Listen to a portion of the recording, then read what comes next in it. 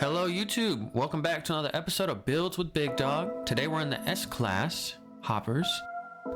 Today I have a 4GT build that I did, aesthetically just trying to make it look like the cover car of the GOATed racing game of all time.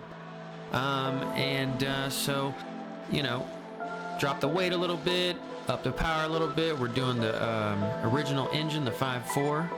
And obviously some kind of race transmission. As far as the stats go, we got a little bit of a rhombus going on, or maybe it's a diamond, I don't know. But anywho, let's get into the race. We're at Road America, and this is more of a speed-centered build for a track like that or Daytona. So let's get it.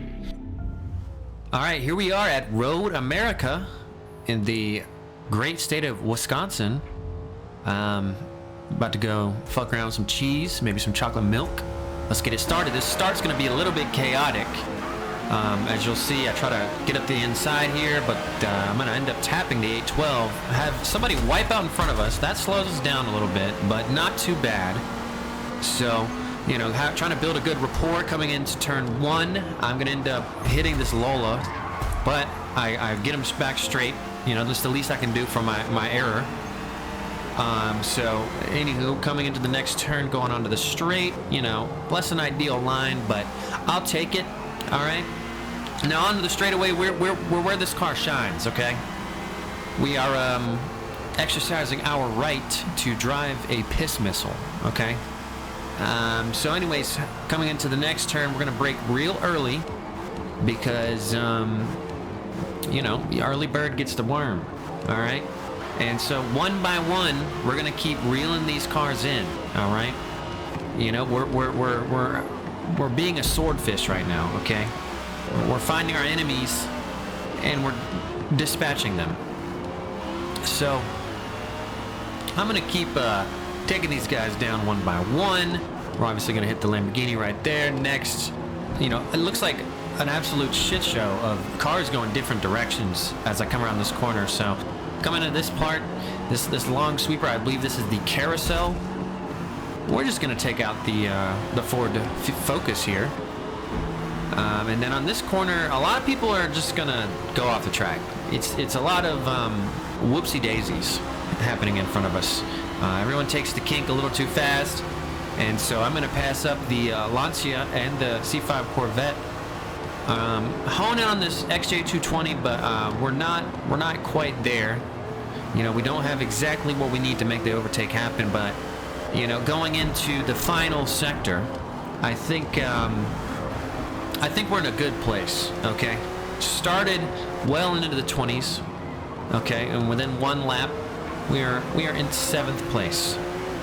Gonna make some overtakes here, coming up the hill here. And then, you know, this just devolves into a drag race, as it does on this track, often. And so, you know, we're going to try to play it a little more carefully coming into turn one here. And just kind of maintain on the Jaguar behind us. Literally pushing the car to its absolute limits to try to stay on track there. And, you know, we're just going to get overtaken by the Jaguar and the Lola. But that's okay because, you know, I did not come here to stand down from the fight. You know what I'm saying? So anyways, you know, we're gonna eat away a lot of road here on the straightaway. I try to make a little switchback, you know, 1-2 buckle my shoe. I end up hitting him in the back. Kind of just something that happens. And anyways, and I'm gonna end up losing the position I gained as he comes on the inside of the corner when I go wide. But that doesn't stop me from, you know, achieving my goals here, all right? There's nothing I want more than to taste victory at this point. So I'm going to keep hammering down. And, you know, we're just going to try to force the hand of our opponents at this point, you know? At some point, racing devolves into the game of Go Fish. And, well, as you can see, the gentleman in front of us has just gone to fish. Made a mistake, went a little wide, lost a bit of pace. So, we'll see if I can capitalize on that as we head into the final sector of the second lap. Now, you know, we haven't really made any gains at all for position since the last lap. However, you know, you can't forget what you came from, you know? We started this race with double-digit position, okay? And now we're in the top 6, okay? So, you know, it's a moment of gratitude. You know, we're gonna practice a little bit of gratitude here as we hold down 6th position. The Lola behind us has really forced his hand and isn't really much of a worry to us anymore now that we're here on the 3rd lap. So from this point forward, really just want to plot on the vehicles in front of us, whether that be the Jaguar or, you know, any other contenders. So, you know, in a moment like this where you're kind of, the gap you have behind the pack in front of you is not changing.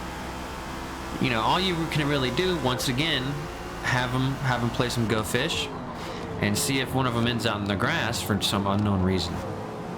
And so that's what we're gonna do. You know, we're just gonna keep it simple and just you know, light the firework, stand back, and hope for a show.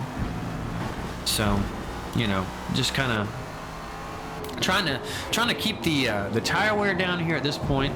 Trying to you know, minimize mistakes.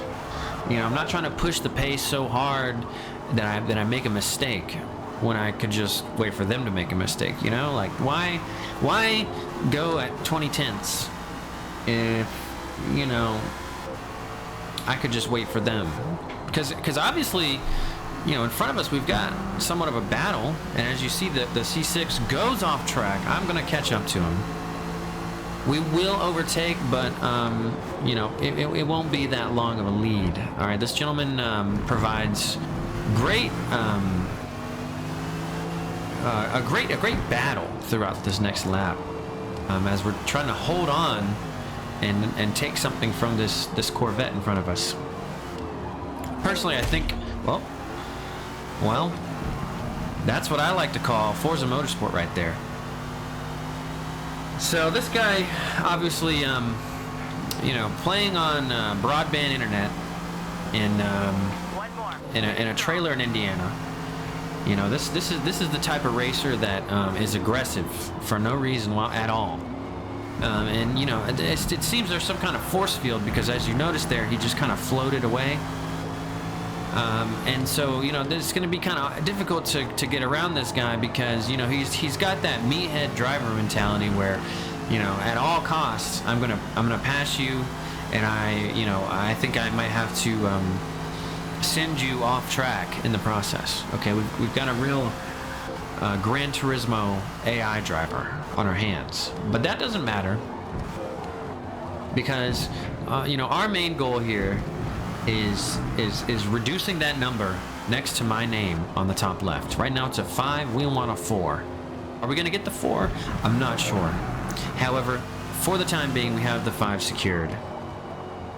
If we can just hold this guy off and not end up making a mistake ourselves. See, in a moment like this, you know, you're in a state of risk, because what if do you want to drive really defensively and risk them hitting you, which is a very possible outcome, and thus you losing the position and potentially even more because you're off track? Or do you know, play it safe, let them pass if they get a good line, and just kind of take what you can get? You know, it's hard to say. Right there, I fucked up on the kink, and then he made some ground on me. But you know, that's just kind of one of the things you have to consider in a game like this. In real life, well, you know, everyone has a vested interest in not running into each other. So, you know, in this realm, you know, it becomes an issue of, do you defend your position? Because at the end of the day, they might not get a penalty, and then you're out of position, maybe even 2, maybe even 3. So sometimes it's really a question of if it's worth it. But anyways, concluding the race here, finishing in 5th place, everyone. I hope y'all had a great day. Up 16 positions. This has been the Big Dog on track. Hope y'all have a good one.